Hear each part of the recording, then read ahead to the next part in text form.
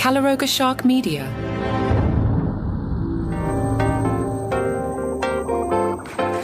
Kind of busy into a holiday weekend. I'm kind of stunned, to be honest. Hi, I'm Johnny Mac with your daily comedy news. 3 specials announced on Thursday. First up, my friend Larry the Cable Guy. He's going to have It's a Gift on Amazon Prime Video Friday, September 12th in the hour-long special filmed in Clearwater, Florida. Cable Guy takes on everything from family life and aging to the everyday absurdities of modern living. I'm excited about this one. There's a short trailer, and it's pretty strong. Let's listen. My show, by the way, is PG-13. Pretty good for 13 minutes.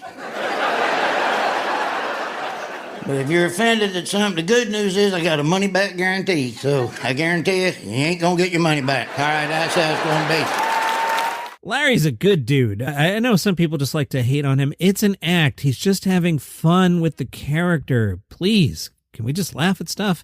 Also, coming out on that same day on Hulu, despite the hilarious publicist trying to hide this from me, My Spy Network has found out Andrew Santino will have a special called White Noise.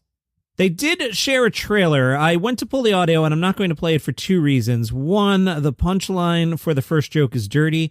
And 2, there's a joke about guns in there, and coming off the school shooting this week, I just didn't want to play it. In the 45-second trailer, Santino jokes about taking his dad to a Monday Night Football game, and his dad drinking copious amounts of alcohol. There's a punchline that's a little naughty. I did a version of this with me trying to clean it up, and I just totally ruined the joke. So just wait till the 12th and watch Andrew Santino yourself rather than me butcher his material. White Noise on Hulu. Also announced Leanne Morgan, Unspeakable Things. Netflix, November 4th. Apparently they like Leanne Morgan, and she just had her sitcom come out on Netflix in late July. No details yet on what Unspeakable Things is about. From WREG, District Attorney Matthew Barton has shared some details on the shooting death of comedian Reggie Carroll. District Attorney Barton said police were called to the house on Burton Lane around 6:30 last Wednesday. First responders performed life-saving measures on Carroll, who was taken to the hospital. The suspect was at the scene. We learned both the victim and suspect were roommates in the house. Both had worked on tour with Cat Williams.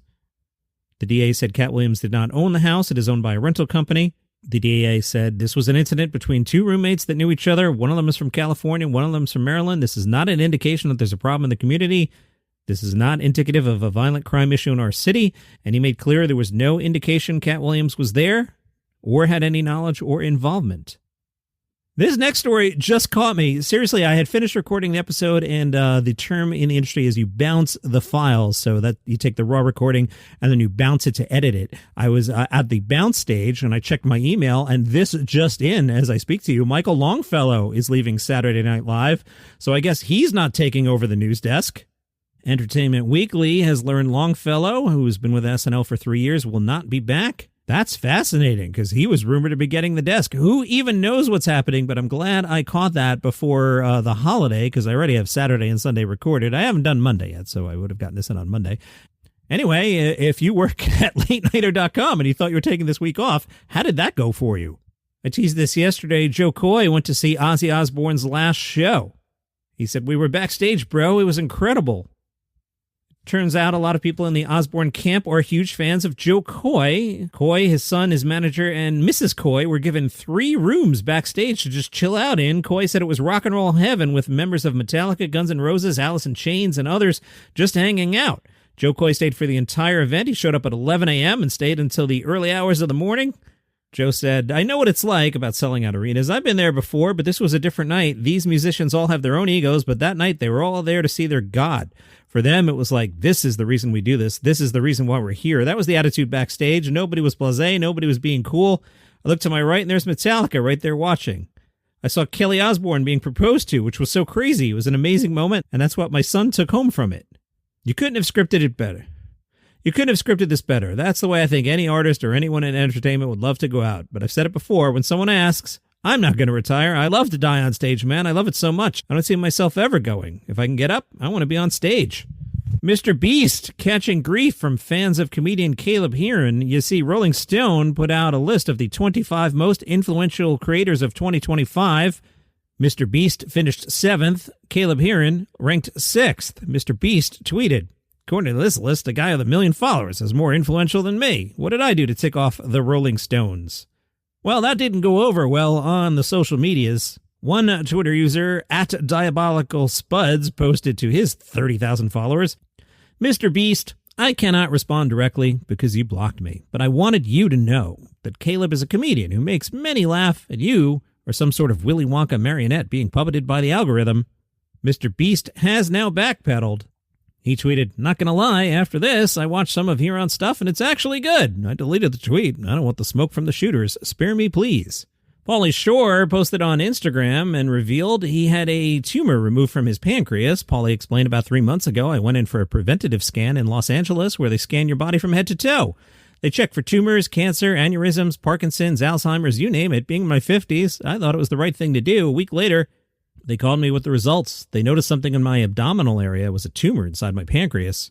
Luckily, it was non-cancerous. It might have been there for 15 or 20 years. Doctor said, get it out. Pauly said, mentally, it really messed with me, knowing there was a tumor inside me. Could it grow, burst, turn into something worse? You just don't know. I've always been on top of my health, going to the gym, using saunas, massages, having my teeth checked, doing blood work, colonoscopies, chiropractor, etc. But I'd never done a full body scan. I had no symptoms. This was me just following my instincts. Macpacker Keegan-Michael Key has some travel tips in case you're traveling this holiday weekend. Keegan told people, if you think you're overpacking, you're not.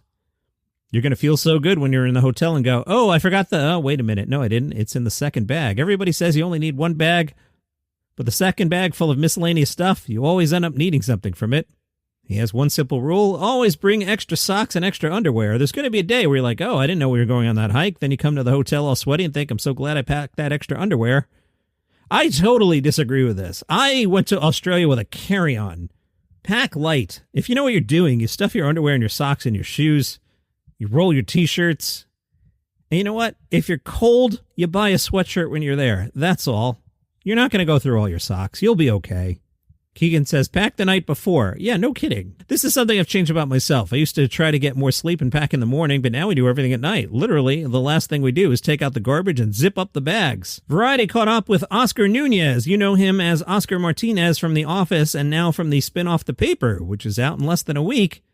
We learned that a year ago, Oscar Nunez went to lunch with Greg Daniels, the guy that developed the American version of The Office. Daniels told him, I'm working on a new show. How would you feel about coming back as Oscar? Nunez said, I'm game, of course. Eventually, Daniels took Nunez to meet the writers. Nunez remembers thinking, oh no, this is really happening. On Thursday, Peacock will drop, for some reason, all 10 episodes of The Paper. It follows the staff of a struggling local newspaper in Ohio and an eager new editor-in-chief hoping to breathe life into a dying medium. I saw a scene last night. I want to like this thing, and I'm sure I'm going to watch this thing. I saw a scene they released on Threads, and I didn't make it to the end of the scene.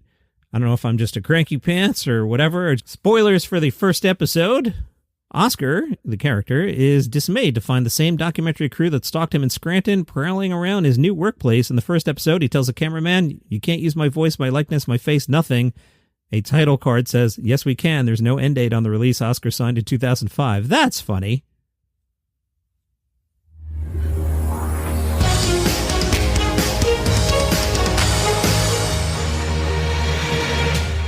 Comedy stock market.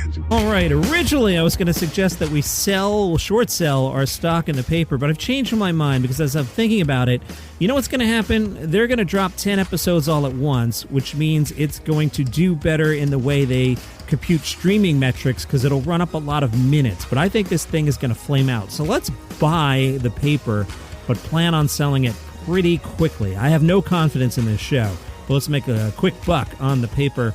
Let's sell stock in Cat Williams. I know Cat Williams had nothing to do with the story from the first half, but his name's in the news and not in a good way. He didn't do anything wrong, but people get emotional about such things. So let's sell our Cat Williams stock. Let's buy Larry the Cable Guy. I believe in Cable Guy. I know the Cable Guy, and I'm hoping we'll get a Larry renaissance here, and people will be like, oh yeah, Cable Guy's really funny because he is. Let's also buy some Andrew Santino stock. The casuals will be like, oh, that guy's good. And I love Andrew Santino's stand-up. I think he's really good. I think he's very charismatic. I think the camera likes him. So let's load up on some Andrew Santino. And one more for you. We bought some Jonathan Kite stock last week. Let's buy some more Jonathan Kite stock because this impression of Anthony Bourdain In the latest episode, Jonathan Kite's Anthony Bourdain visits the Cracker Barrel. Let's listen. Cracker Barrel. A house divided, not by Johnny Reb and Yankee Candle, but rather heritage and home goods, where the front porch is the front line, and the only thing bipartisan is breakfast served all day. And at the heart of the backlash, a sanitized rebrand with a new logo that looks like it was designed during a free trial of Canva. The last time America was this upset over Cracker Barrels was Sydney Sweeney's American Eagle jeans campaign. Look how long we are into a holiday weekend. This is amazing. Are you in Philadelphia? It's the Yo Adrian Improv Festival. 3 days of showcases from some of the top local and national comedy talent. It starts tonight through the 31st. 2 stages spread across the Adrian Theater. Headlining acts include Schmoody, a top independent team in Philadelphia, and also Man vs. Movie, an acclaimed one-man show featuring Paul Valancourt. Paul will also be leading workshops covering a variety of subjects, including his book on improv comedy. YoAdrianImprovFestival.com if you are curious. Are you listening to me in Asia? Well, go hit the 13th Busan International Comedy Festival. It runs for 10 days, starting tonight through September 7th. The way time zones work, you're just about to miss tonight's shows. You better get moving. I hope you downloaded the show at 3:05 a.m. Eastern when I dropped it. Festival Organizing Committee Chairman and comedian Kim Jong-hoo said, Kwok Baeum and Chang Ho, those guys used to perform pretty much as unknowns. But after gaining popularity through YouTube as a platform and building a bit of fandom for their team, they started doing live shows, and they were incredibly popular, with tickets selling out in about 5 minutes. That's right. People cannot get enough of Kwok Baeum and Chang Ho. It's the Busan International Comedy Festival kicking off tonight. And from the South China Morning Post, your home for comedy news, American comedian Sammy Obeid has accused Singaporean authorities of trying to censor his stand-up show after his performance scheduled for Sunday was canceled. Officials say the permit was rejected because the application was too late. Sammy's material often criticizes Israel's actions in Gaza. He claimed in a social media post that Singapore's Infocom Media Development Authority, or the IMDA as most people would refer to it as, asked for multiple edits to a script before approving an arts entertainment license. The agency denied requesting any changes and said the application was submitted too close to the show to be processed. Obeid, who is Lebanese-Palestinian-American, said on social media that putting on a stand-up comedy show in Singapore was, quote, extremely difficult. Then he submitted a script for approval, was happy to follow the process for his more than 1,000 fans in the city-state. In Singapore, says the SCMP, an arts entertainment license is required for public performances, including theater, dance, art exhibitions, literary readings, and stand-up comedy. Obeid said he was well aware his script was unlikely to get approval, and he was willing to tone down the material. In his social media post, Sammy said, so I erred on the side of caution and submitted a heavily censored script that only referenced Palestine a few times and mentioned Israel once during a math joke. I thought this was very generous considering reality, and to be honest, didn't feel great about it. Why are you bothering? You have 1,000 fans in Singapore. Are they all going to the show? Or 10% of your fans going? So 100 people were going to go to the show? Why even bother? Why are you even trying to do a show in Singapore? That's your comedy news for today. Little opinion there at the end. Normal shows all weekend and on Monday as well. I've got plenty, which is awesome. Hope you enjoy the holiday weekend. Johnny Mac likes his summer. Labor Day weekend, I start to freak out. My local town, they do a thing on Memorial Day, July 4th, and Labor Day. And at the Memorial Day one, I'm like, so much summer left. The July 4th one, I start to freak out because that's how I am. The Labor Day one, I'm like, summer's over. See you tomorrow.